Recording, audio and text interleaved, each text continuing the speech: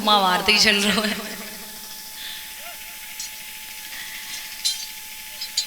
महाराज कितने समझदार हैं।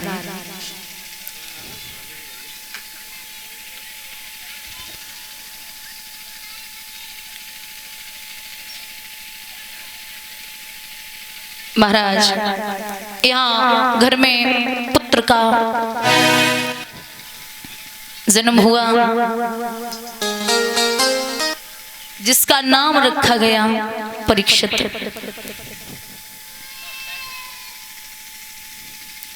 बड़ी खुशी है। धीरे धीरे परीक्षित बड़े हुए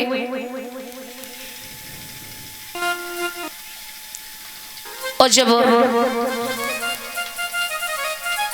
बड़े हुए हैं तो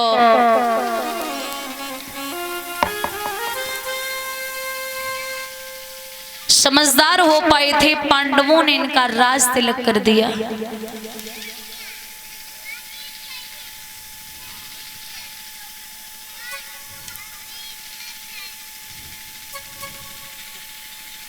पांडवों ने इनका राज तिलक कर दिया जब ये परीक्षित समझदार हुए हैं।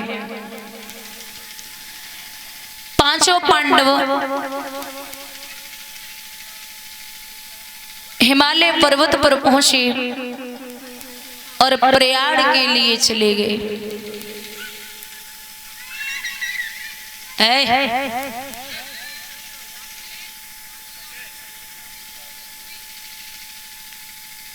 एक दिन की बात है, बुजुर्ग ध्यान देंगे। महाराज परीक्षित ने विचार किया कि जब कोई दुनिया छोड़ के जाता है, किसी के दादा परदादा, तो अपने पुत्रों और सुपुत्रों के लिए कुछ न कुछ रख के जाते हैं। हम भी तो देखें कि मेरे दादा परदादा क्या रख के गए हैं। तो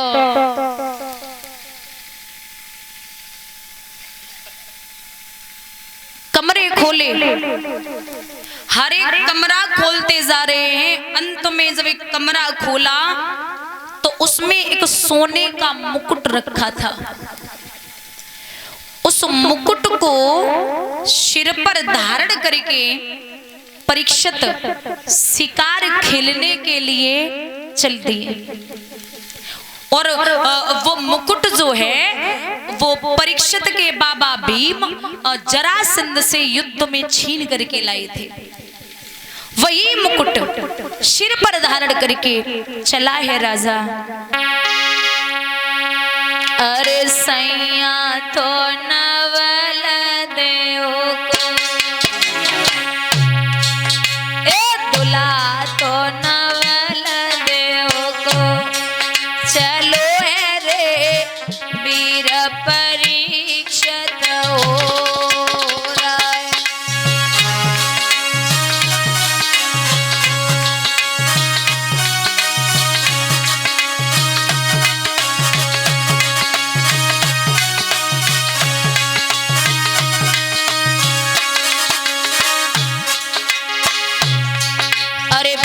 परीक्षित राय करी घोड़ा की सवारी, बांध ले हथियार लई करते ग संभारी रे।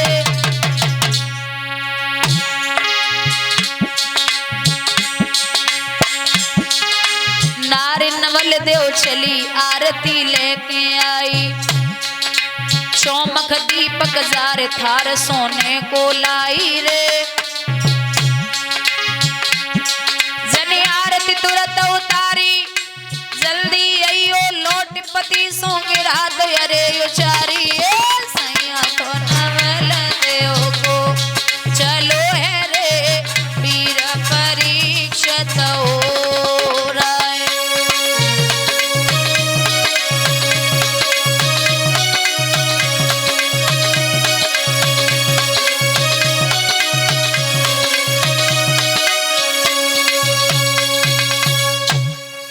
चले हैं परीक्षित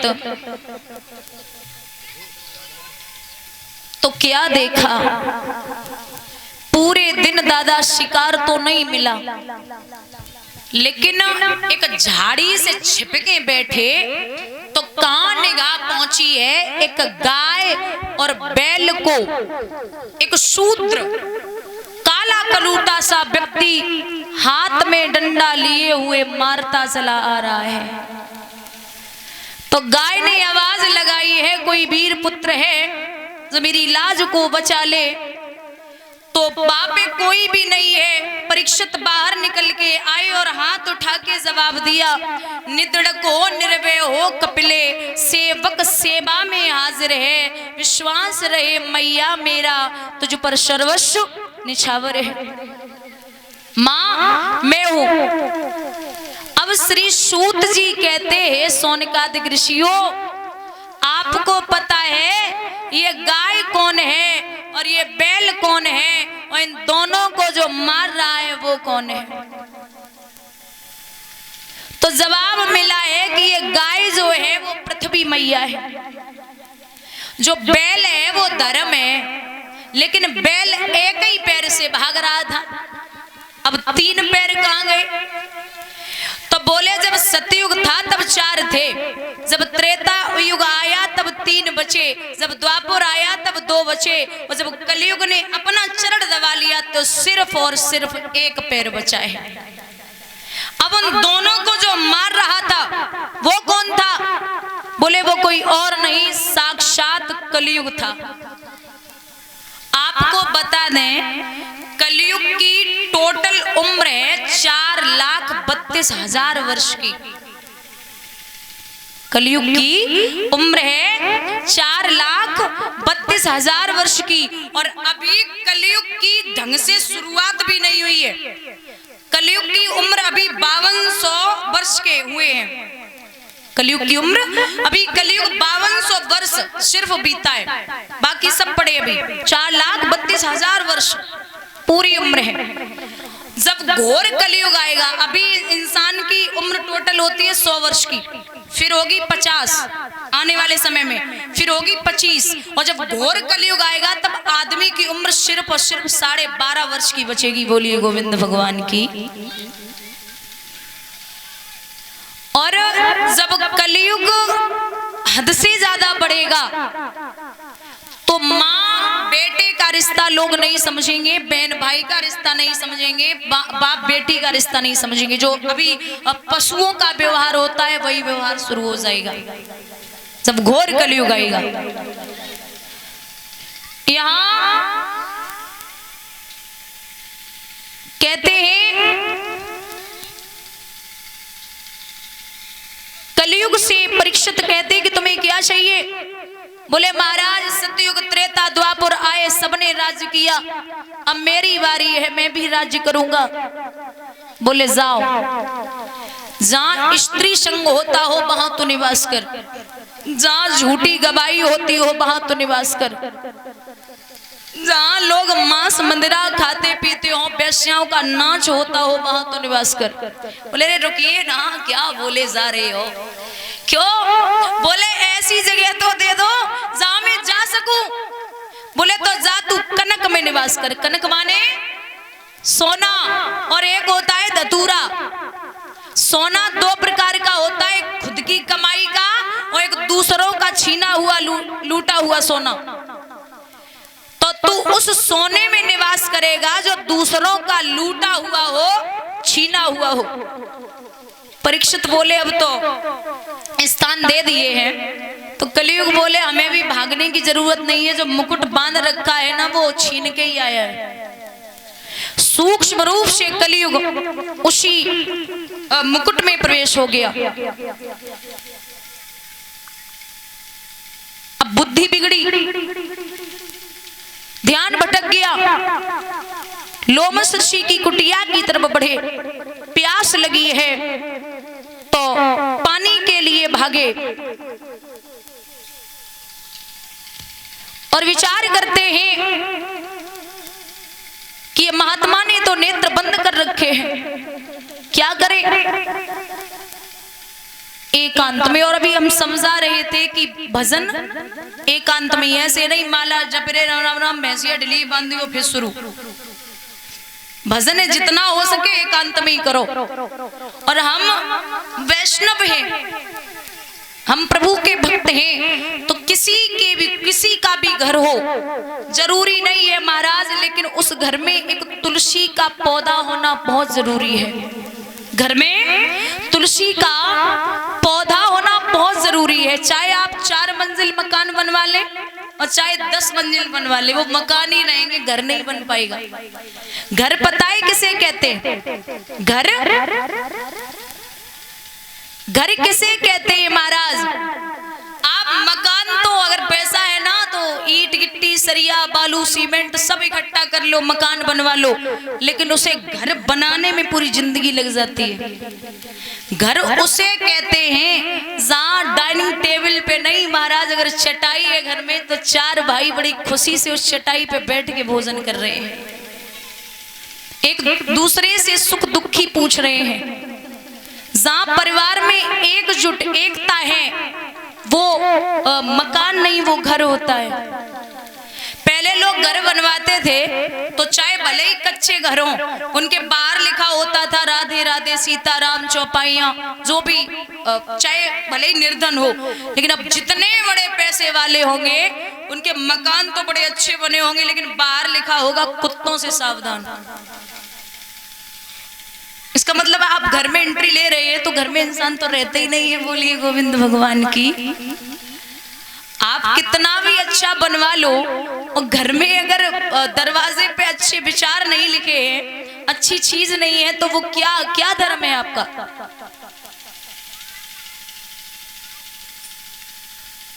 किसी के देखने से क्या कौन सोच रहा है, क्या नजरिया है सामने वाले का, फर्क नहीं पड़ता। आपको पता है आप कितने अच्छे वो आप ही जानते हैं, आप कितने बुरे हैं वो भी आप ही जानते हैं। आपको ये भले ही घरवाली हो या आपके पति हो, वो भी नहीं समझ सकते कि आपके दिमाग में क्या चल रहा है अभी।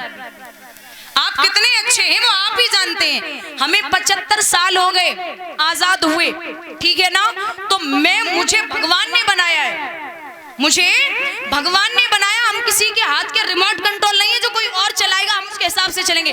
कुछ लोग होते अगर कि पूछा किसी को कहाँ जा रहे हो भाई, कि थोड़ा काम है बाजार तक जा रहे, अरे ये टी शर्ट क्या पहन रखा तुमने, अच्छी नहीं लग रही, उतारो, ये जची नहीं रही है, तेरे बाप का पैसा तो लिया नहीं है, मैंने खुद ने खरीदी है, खुद को अच्छी लग रही, मुझे पसंद है, बात खत्म हो गई। मैंने खरीदी है, मुझे पसंद है, बात खत्म हो गई। हमें किसी के इशारे से नहीं चल रहा है। जिंदगी में 2 लोगों की बात माननी है, पहली है माँ, दूसरा है बाप, तीसरा कोई पैदा ही नहीं हुआ। हाँ, समझदारी की बात की जाए, अगर कोई सामने वाला आपको समझा रहा है, कड़वा बोल रहा है, समझदारी की अगर कोई बात कर रहा है तो आप सुन लीजिए। एक बात और है, कभी ज्यादा तारीफ भी मत सुनना। और मैं बचपन से मैं इतनी बड़ी हो गई हूँ, मुझे तारीफ कभी हजम ही नहीं होती। मैं सच बोल रही हूँ, मुझे तारीफ जीवन में हजम नहीं होती, क्योंकि ये कलयुग के लोग साहब इतना मीठा बोलते हैं, अरे दीदी तुम क्या बोलती हो, अरे कथा बहुत आनंद आता है ये, और पीछे जाके ठीक है सही है सब। उन्हें कुछ लोग हमसे बोलते थे, अरे तुम्हें दीदी जरूरत पड़े रात के 12 बजे आवाज लगाना, मैं तुम्हारे दरवाजे पे खड़ा मिलूंगा। जब जरूरत पड़ी ना तो दिन के 12 बजे में रोड पे दिखाई ना दे। हाँ, हमें अपने बलबूते पे जीना है, हम किसी के इशारे से नहीं चल सकते। आप बताइए, आप कभी अच्छा करना, यहाँ इतने लोग बैठे हैं, आप कभी अच्छा काम करना तो 100 रोकने वाले होंगे, और बुरा करना तो 100 देने वाले बहुत हो गए, करो कुछ नहीं होता है ना। कुछ अच्छा काम आप करेंगे तो अगर आपकी 4 लोग तारीफ कर रहे हैं, 4 लोग, और उसमें 3 कहीं बुराई भी कर रहे हैं, तो सुनने की आदत डाल लो, क्योंकि कानों को अगर हमेशा अच्छा सुनाओगे ना तो फिर आदत बिगड़ जाएगी। कानों को बुरा भी सुनाते रहिए, और जब भी ज्यादा बुराई हो ना पीछे, तो बस ये समझ लो कि मैंने बिना पैसे के पीछे नौकर लगा रखे हैं। बोलिए गोविंद भगवान की। देखा है आपने, आपको बता दे, जैसे एक गांव में 100 घरों 100, और 100 घरों में लाइट ना हो और एक कोई सौर ऊर्जा ले आए और एक बल्ब जला ले, तो वो 99 घर ये नहीं सोचते कि महाराज मैं भी मेहनत कर लूं मेरे घर में भी लाइट आ जाएगी, और ये जरूर सोचते ऐसा कौन सा दिन होगा जिस दिन इसके घर की लाइट चली जाएगी। गांव में हाथी देखा था, वो हाथी जब हाथी आएगा ना तो गांव के लोग हाथी को गणेश जी समझते हैं, मान लो गणेश जी हैं, लेकिन हाथी को लोग तिलक लगाएंगे, आरती उतारेंगे, बढ़िया पुष्पमाला जो भी बढ़िया सेवा करेंगे और सत्कार सम्मान, लेकिन हाथी के पीछे 10-20 कुत्ता जरूर भौंक रहे हैं, ये भी देखा होगा। लेकिन ये हमारी और आपकी गलत फहमी है कि वो कुत्ते हाथी पे भौंकते हैं, गलत। वो कुत्ते हाथी पे भौंकते ही नहीं है, वो कुत्ते हम और आप जैसे लोग जो हाथी का पूजन कर रहे हैं वो उन पे भौंक रहे। और पता क्या बोलते हैं, उनके विचार चल रहा होता है कि हम 24 घंटा गांव में ही पैरा लगा रहे, तुम पे एक रोटी नहीं डाली जा रही, और जो एक दिन के लिए गांव में कहा जो कि फुल सेवा चल रही है। तो ये तकलीफ है, ये इंसानों की तकलीफ है, दूसरे के सुख से ये कभी सुखी हो ही नहीं सकते। एक पहाड़ी पे 100 मेढक चढ़ रहे हैं, 100, पहले 1 गिरा, 2 गिरे, 10 गिरे, 20 गिरे, 50 गिरे, 75 गिरे, 80 गिरे, 89 गिरे, 90 गिरे, 95, 99 बचा। कितना बचा? तेज बोलो थोड़ा। एक बचा। अब 99 तो पहाड़ी तो नीचे और एक चढ़ता हुआ जा रहा, बराबर नीचे वाले चिल्ला रहे, जब 99 नीचे आएगा तो कौन सा बड़ा पहलवान है जो चढ़ी से आजा नीचे, भाई ऊपर से गिरा तो मर जाएगा, लेकिन वो किसी की नहीं सुन रहा, चढ़ता जा रहा। और दादा जब पूरी पहाड़ी चढ़ गया तो एक संत से पूछा गया कि महाराज ये बताइए जब 99 नीचे आए गए तो एक कैसे चढ़ेगा? तो जवाब दिया कि उस मेढक को सुनाई नहीं देता था।